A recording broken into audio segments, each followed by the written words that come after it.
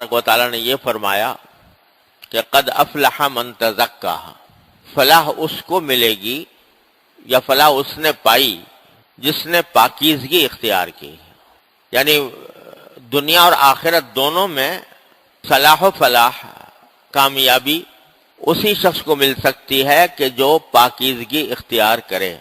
اور پاکیزگی کاہے سے؟ کفر سے پاکیزگی، شرک سے پاکیزگی، بدعات سے پاکیزگی، گناہوں سے پاکیزگی، نافرمانیوں سے پاکیزگی، اللہ تبارک و تعالیٰ کا حکم نہ ماننے سے پاکیزگی۔ جو آدمی اس دنیا میں اللہ تعالیٰ کا حکم مان کر اپنے آپ کو پاک صاف کرے گا اسی کو فلاح نصیب ہوگی۔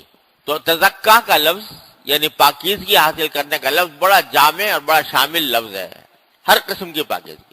اور ایک تو ہوتی ہے جسم کی پاکی، اس کے لیے عام طور سے لفظ استعمال ہوتا ہے طہارت، جسم کی پاکیزگی کے لیے، جسم کو صاف ستھرا رکھنا، اس کے لیے لفظ استعمال ہوتا ہے نظافت، ستھرائی۔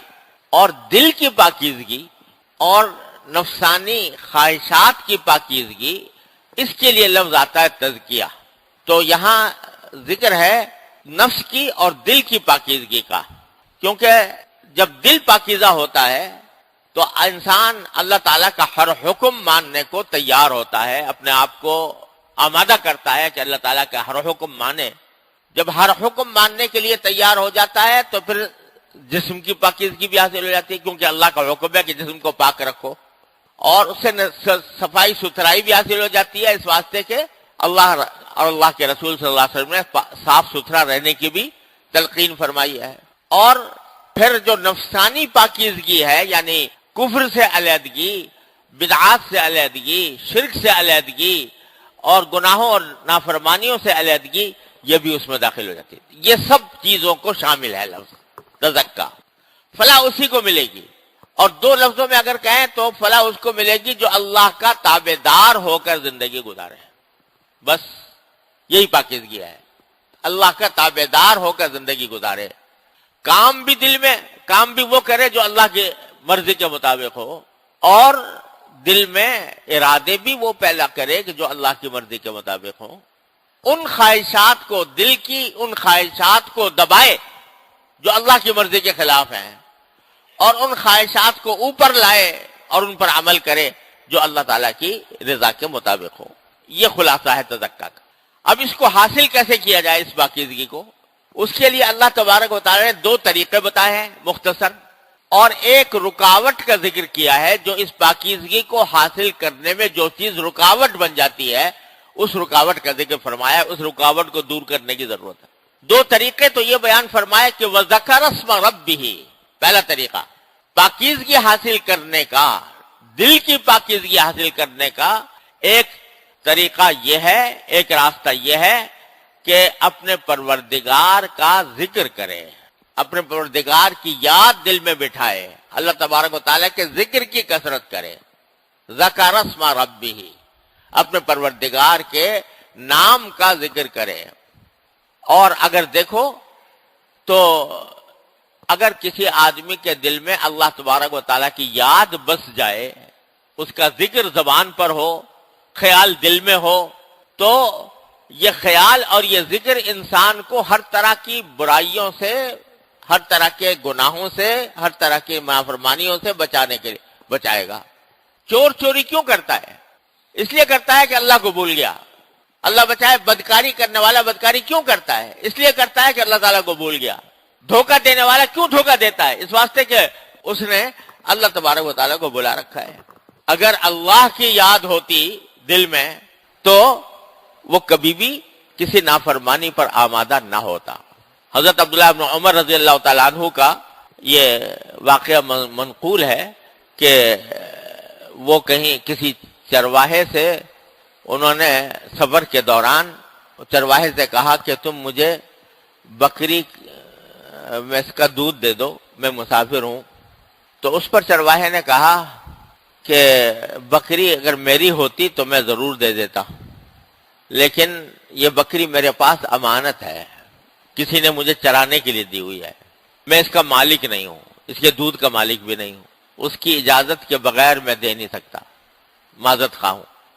حضرت ابن عمر نے ان کو ایسے ہی آزمانے کے لیے کہا کہ ایسا کرو، میں تمہیں ایک ترکیب بتاتا ہوں کہ تم مجھے یہ بکری فروخت کر دو، میں تمہیں پیسے دے دیتا ہوں، اور جب مالک کے پاس جاؤ وہ پوچھے کہ بکری کا کیا ہوا تو کہہ دینا بکری کو بھیڑیا کھا گیا، اور بھیڑیا کھاتے ہی رہتے ہیں بکریوں کو، تو کوئی ایسی بات نہیں ہوگی، تمہارا فائدہ یہ ہوگا پیسے تمہیں مل جائیں گے، اور میرا فائدہ یہ ہوگا کہ بکری اپنے ساتھ رکھوں گا، جب بھی سفر کے دوران مجھے ضرورت پیش آئے گی تو اس کا دودھ لے کر پی لوں گا، دونوں کا فائدہ ہے۔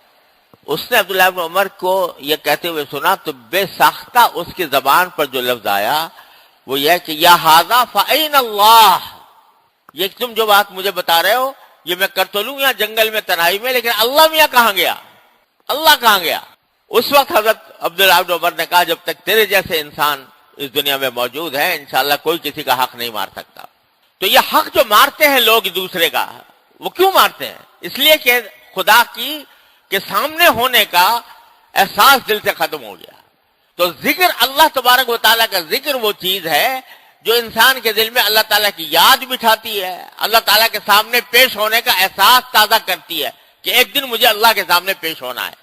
جب یہ بات دل میں بیٹھ جاتی ہے تو پھر وہ انسان کو پاکیزہ بناتی ہے، اس کے اندر پاکیزگی پیدا کرتی ہے، وہ گناہوں سے اس کو بچاتی ہے، کسی کا حق مارنے سے بچاتی ہے، حرام آمدنی حاصل کرنے سے بچاتی ہے۔